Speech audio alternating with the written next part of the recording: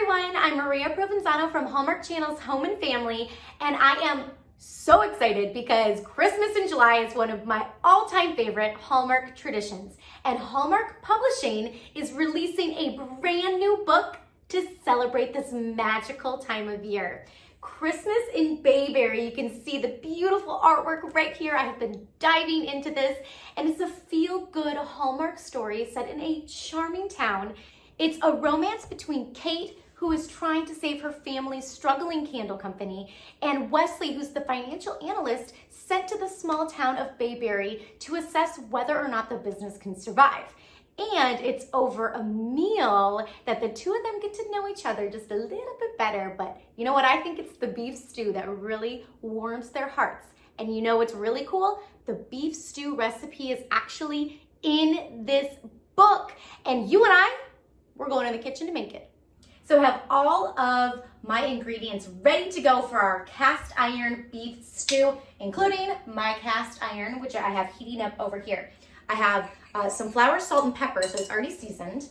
And I'm gonna add my meat to it. The meat I have here is actually a chuck roast that I cut into about 1-inch cubes.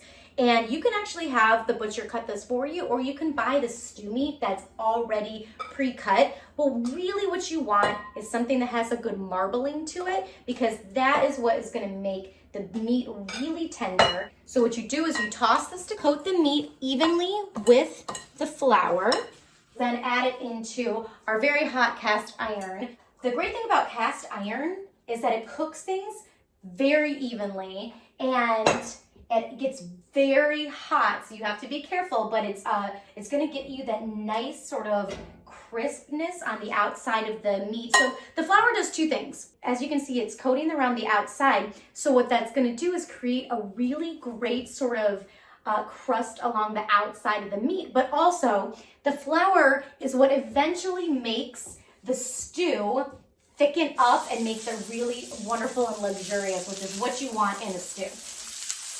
I'm just gonna brown all of the meat in the cast iron skillet until it's browned on all sides. It can take about 4 to 5 minutes, and I'm gonna work in batches so I don't crowd the beef. Oh, this is smelling delicious already. So now I'm gonna put all the meat into this bowl and set it aside until we need it. All right, so now let's add our onion. I'm gonna put a little bit more oil in to the pan. So I'm gonna let this cook for about 5 minutes just to soften, and I'm gonna add a little bit of salt to help it soften as well. Now that our onions have softened, I'm gonna add in some tomato paste. I love tomato paste. So it's just super concentrated tomato flavor, and that adds so much depth of flavor to almost any dish you put it in. And essentially what you want to do is to cook off that sort of raw tomato flavor. So it really only takes about a minute or two. Just getting an onion facial at that moment. Now I'm going to add in my extra tablespoon of flour. Okay, so what the flour does is it's going to mix with the oils and the fat that are left over from the meat, and what that does is creates a roux, and that's what thickens up the stew, and that is what you're looking for. So it's not a brothy stew, it's a little bit more creamy and rich. I am going to add in my wine and my beef broth, and so we're just going to cook this until it's thickened, so just a few minutes. And now I'm going to add the meat back in, and you want to make sure you add in all of the other juices that are in there with the meat. To this, I'm going to add my herbs.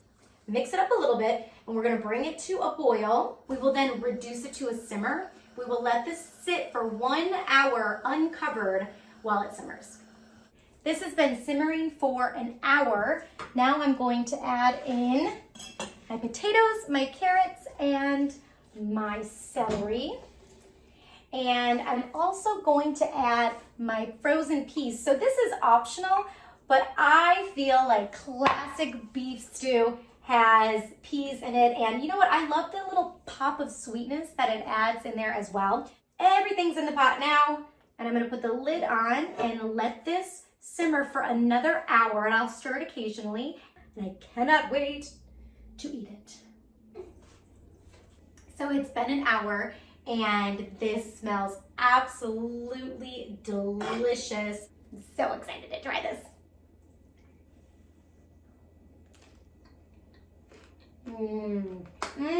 Now that tastes like Christmas. I don't know a better way to celebrate Christmas in July than with a big old bowl of cast iron beef stew and a good book. Christmas in Bayberry is available for you on Amazon.com. And don't forget that the recipe for this cast iron beef stew is in the back of the book, and you can get it on hallmarkchannel.com as well. Please join us weekdays right here at 4 p.m. Eastern, 1 p.m. Pacific for another visit at home with our family. Bye, everybody.